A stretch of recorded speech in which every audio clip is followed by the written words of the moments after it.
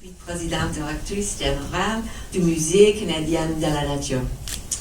Good afternoon, all of you, tout le monde. Welcome to this very special afternoon event. It gives me great pleasure to co-host this book launch for the Reindeer Botanist with the University of Calgary Press.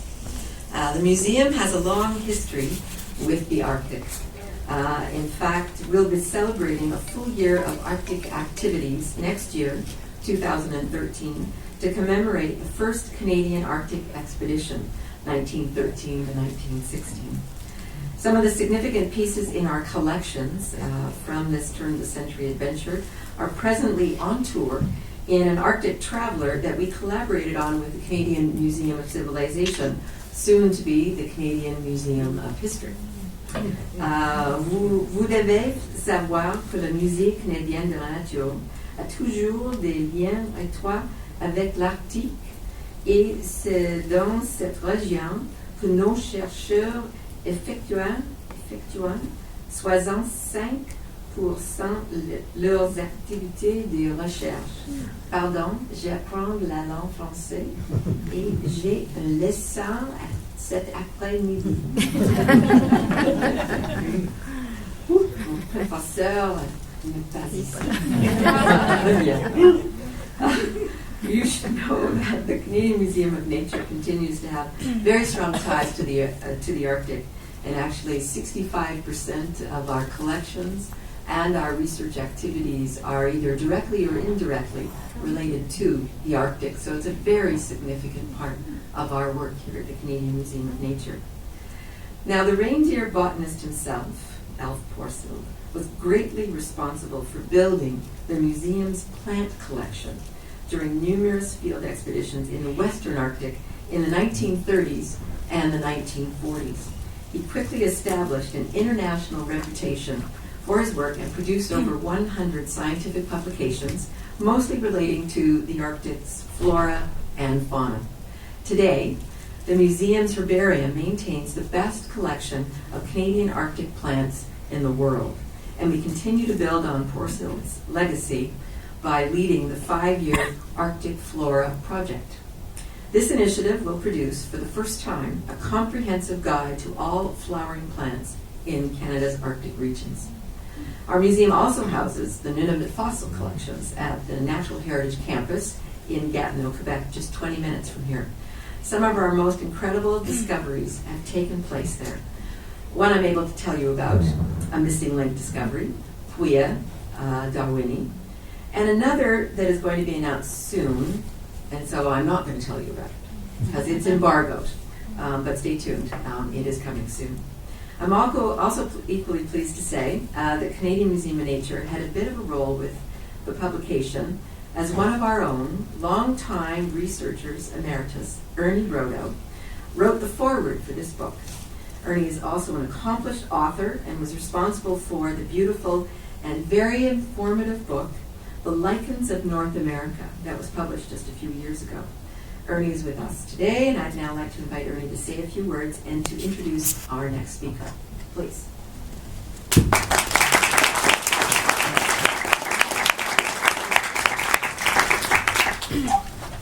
Thank you very much, Meg. Let me add my welcome to all the guests and bienvenue chaleureuse à tous les invités.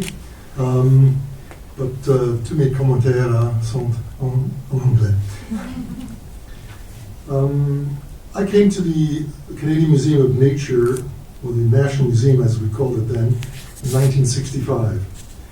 A position just opened for a lichenologist, and so Howard Crome, the curator of non-vascular plants, and Erling Porcel, the chief botanist, invited me to apply. I hadn't realized it at the time, but Dr. Porcel, who was known mainly for his collections and studies of Arctic vascular plants, had strong interests in lichens. And he collected lichens in the Arctic when he was involved with the Great Reindeer Project in the 1920s, and he continued to pick them up in his many travels throughout the Arctic over the years. At our first meeting, when I came up to Ottawa for an interview, I remember him as a very kind, soft-spoken, and yet assertive man. He had retained his lovely Danish accent, and that, together with his soft voice, sometimes made him hard to understand, although his English was perfect. I described that initial meeting in my foreword to Wendy's book, so I won't repeat it here, except to say that I got the feeling that he would be a pleasant man to work for and an exciting man to get to know. And as it turned out, I was right on both accounts. Although Erling Porcel was a busy man, he often found time to recount some of his experiences during the reindeer days or while on some of his botanical expeditions to the Arctic. Sometimes his comments would relate to his colleagues or associates, and he didn't mince words in offering his opinions on their work. In a way, I was grateful to be in a peripheral field and not likely to come under his critical scrutiny, the same scrutiny that he leveled at his peers. As a boss, Erling was just about perfect, at least from my perspective. He rarely called meetings. In fact, I can't remember a single one that he called. Preferring to call his staff one by one to his office for business that needed our attention. And he would be genuinely interested in my opinion and the opinion of everybody. And he would debate the point in a friendly sort of way until he could form a decision of his own. When I got into trouble with the museum, and yes, it happened more than once, he would come to my defense and straighten things out. He sometimes had dinner parties and receptions at his home, and everyone was invited from the department. His wife, Marguerite, prepared the most scrumptious European desserts. I still remember those. And the conversations were always lively. Since I'm not really an Arctic botanist, I'm not the one to comment on his monumental contributions to the field. Suffice to say, his articles and books still form an indispensable source of information on the plants of the vast Canadian North. He was much more than a collector, although his collections alone would make him one of Canada's most prolific contributors. His deep knowledge of the taxonomy and classification of vascular plants made his revisions and monographs authoritative and immensely valuable. I feel very privileged indeed to have known Erling Porcel. Unfortunately, through Wendy Dathan's remarkable book, you will all now have the opportunity to get to know him well.